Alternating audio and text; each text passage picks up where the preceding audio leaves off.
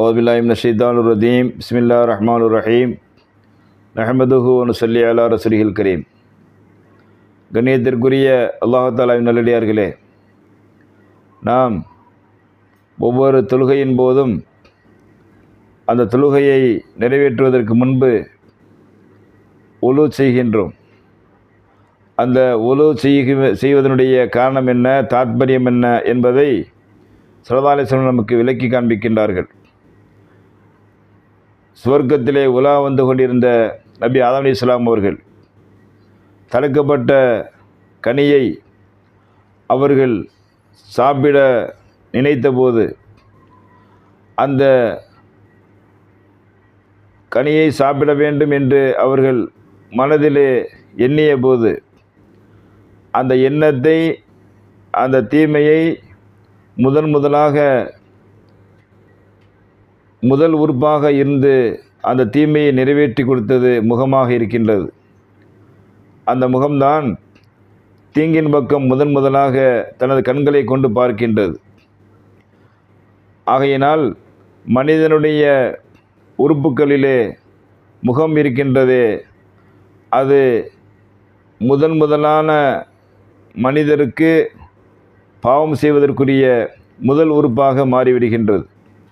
கண்களால் பார்த்த நபி ஆதம் அலைஹிஸ்ஸலாம் அவர்கள், அந்த தடுக்கப்பட்ட கனியை பார்த்த நபி ஆதம் அலைஹிஸ்ஸலாம் அவர்கள் தங்களுடைய 2 கால்களால் அந்த மரத்தை நோக்கி நடக்க ஆரம்பித்தார்கள். பாவத்தின் பக்கம் நபி ஆதம் அலைஹிஸ்ஸலாம் அவர்களை இழுத்து சென்ற 2வது உறுப்பாக கால்கள் மாறிவிடுகின்றது. அதேபோல தடுக்கப்பட்ட கனியை நபி ஆதம் அலைஹிஸ்ஸலாம் அவர்கள் தங்களுடைய 2 கைகளாலும் பிடித்து பறித்து சாப்பிடுகின்றார்கள். அப்படி சாப்பிடும் பொழுது அவருடைய 2 கைகளும் தடுக்கப்பட்ட கனியை சாப்பிடுவதற்கு உதவிய அந்த 2 கைகளும் பாவம் செய்த 3வது உறுப்பாக மாறிவிடுகின்றது. 4வதாக, நாம் இந்த பழத்தை சாப்பிட்டால் சுவர்க்கத்திலே இருந்துவிடுவோம் என்று தவறான ஒரு நப்பாசையிலே சைத்தானுடைய ஊசலாட்டத்தினால் இந்த தடுக்கப்பட்ட கனியை சாப்பிட்டிருக்கக்கூடாது, ஆனால் சாப்பிட்டு விட்டோமே என்று நினைத்து நபி ஆதம் அலைஹிஸ்ஸலாம் அவர்கள் 2 கைகளையும் தலையிலே வைத்து கை செய்தப்பட்டார்கள். ஆயினால்தான் அந்த நிகழ்வை இந்த சமுதாயத்திற்கு உணர்த்தி, இந்த சமுதாயம் இறைவனை மறந்து பாவத்தின் பக்கம் செல்வதற்கு இந்த முக்கியமான உறுப்புகளை இந்த சமுதாயம் பயன்படுத்திவிடக்கூடாது என்பதற்காக வேண்டித்தான் அல்லாஹ் தஆலா என் முகத்தை முதலிலே கழுவ சொல்கின்றான். அதை முதல் ஃபர்லாக ஆக்கியிருக்கின்றான்.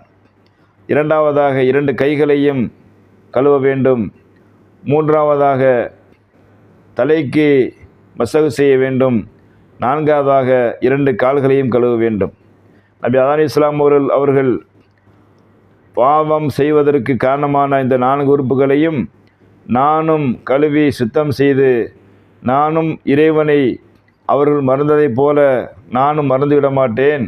அதற்கு அடையாளமாகத்தான் இறைவனை நோக்கி நான் தொழப்போகின்றேன். அந்த தொழுகைக்கு முதலிலே பாவங்களை கழிய வேண்டும், அந்த பாவத்துடைய உறுப்புகளை சுத்தம் செய்ய வேண்டும். ஆகையினால் இந்த 4 உறுப்புகளையும் எனக்கு கடமையாக்கி இருக்கின்றது என்று அந்த மனிதனுக்கு அந்த 4 உறுப்புகள் விதியாக்கப்பட்டிருக்கின்றது, கழுவுவது கடமையாக்கப்பட்டிருக்கின்றது.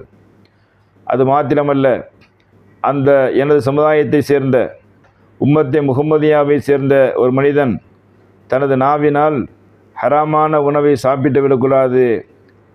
அப்படி சாப்பிட்டு எனக்கு தெரியாமல் அதை சாப்பிட்டிருந்தாலும் கூட, அது சிறிய பாவமான சிறிய பொருளாக இருந்தாலும் அதிலிருந்து நான் தௌபா செய்கின்றேன் என்பதற்காக வேண்டித்தான் இந்த உம்மத்தே முஹம்மதியாவிற்கு வாய் கொப்பளிப்பதும், அதே போல் நான் தீயதை நுகர்ந்து பார்க்க மாட்டேன், நான் நன்மையைத்தான் நுகர்ந்து பார்ப்பேன், அதற்குத்தான் எனது சுவாசத்தை பயன்படுத்துவேன் என்பதற்காக வேண்டி நாசிக்கு தண்ணீர் செலுத்துவதையும் அதிகபட்சமாக இந்த உழுவிலே சேர்க்கப்பட்டிருக்கின்றது என்ற செய்தியை நாயகம் ஸல்லல்லாஹு அலைஹி வஸல்லம் அவர்கள் அந்த யூதர்கள் கேட்ட கேள்விக்கு பதில் சொல்லும் முகமாக அதை விளக்கி காண்பிக்கின்றார்கள்.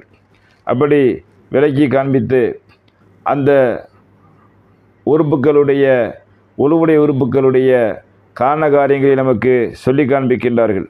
அப்படி சொல்லி காண்பிக்கும் பொழுது அவர்கள் கேட்கின்றார்கள், ஒரு மனிதன் ஒலு செய்கிறான் என்று சொன்னால் அவனுக்கு ஒலுவின் மூலமாக கிடைக்கின்ற நன்மைகள் என்ன என்பதாக அந்த யூதர்கள் கேட்டபோது நாயகம் ஸல்லல்லாஹு அலைஹி வஸல்லம் சொல்லி காண்பிக்கின்றார்கள். அதாவது ஒரு மனிதன் எப்பொழுது தனது ஒலு செய்வதற்காக வேண்டி உறுப்புகளை கழுவுவதற்காக வேண்டி தண்ணீரை தொழுகின்றானோ அப்பொழுதே அவனை விட்டும் ஷைத்தான் விரண்டோடி விடுகின்றான். அப்பொழுது 2 கைகளையே கழுவும் பொழுது அவனுடைய இருப்பிடத்தை விட்டும் ஷைத்தான் தூரமாகி விடுகின்றான். அந்த மனிதன் ஒலு செய்யும் முகமாக வாய் குப்பளிக்கும் பொழுது அல்லாஹ் தஆலா அதன் மூலமாக அந்த ஒலு செய்யும் மனிதனுடைய உள்ளத்தையும் நாவையும் ஹிக்மத் என்ற தனது ஞானத்தை கொண்டு ஒளிமயமாக ஆக்குகின்றான். அந்த மனிதன் நாசிக்கு தண்ணீர் செலுத்தும் பொழுது அல்லாஹ் தஆலா நரக வாடையை விட்டும் அவனை சுவாசிப்பதை விட்டும் அல்லாஹ் தஆலா அவனுக்கு பாதுகாப்பு தந்து விடுகின்றான். அந்த மனிதன் முகத்தை கழுவ ஆரம்பிக்கும் பொழுது அப்பொழுது அல்லாஹ் தஆலா அவருடைய முகத்திற்கு ஒரு பிரகாசத்தை தருகின்றான். அந்த பிரகாசம் எப்பொழுது மின்னும் தெரியுமா? யௌம தபியல்லு உஜூஹுன் வ தஸ்வது உஜூஹுன் என்று அல்லாஹ் தஆலா குர்ஆன் ஷரீஃபிலே சொல்லி தருகின்றான். அந்த மறுமை நாளிலே சில முகங்கள் வெண்மையாக இருக்கும், பளிரென்று இருக்கும், சில முகங்கள் இருண்டு போய் இருக்கும் என்று சொல்கின்றானே. அந்த மறுமை நாளிலே உழுவுக்காக வேண்டி முகத்தை கழுவியருடைய முகம் பிரகாசமானதாக இருக்கும் என்பதாக ஸல்லல்லாஹு அலைஹி வஸல்லம் சொல்லித்தந்து, அதே போல் ஒரு மனிதன் 2 கைகளை கழுவும் பொழுது அல்லாஹ் தஆலா ஹர்ரமல்லாஹு அலைஹி அகுலாலன்னார் அவருடைய கைகளிலே போடப்பட இருக்கின்ற நரக விலங்குகளை விட்டும் அவனுடைய கைகளை அல்லாஹ் தஆலா பாதுகாத்து விடுகின்றான் என்பதாக ஸல்லல்லாஹு அலைஹி வஸல்லம் சொல்லி, அதே போல் வைதா மஸஹ ரஅஸஹு ஒரு மனிதன் தனது தலைக்கு மஸஹ் செய்யும் பொழுது அல்லாஹ் தஆலா